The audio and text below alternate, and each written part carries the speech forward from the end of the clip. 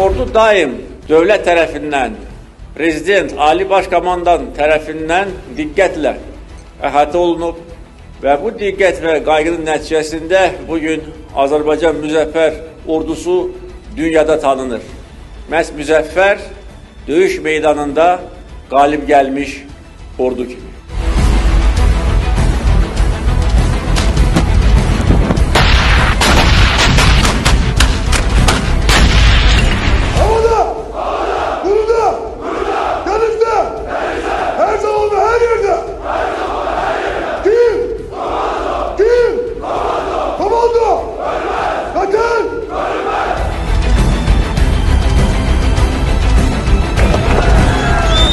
Her gün bayrağımız yeni bir yaşayış mentekesinde ucaldılır. Eşk olsun Azerbaycan ordusuna, yaşasın Azerbaycan.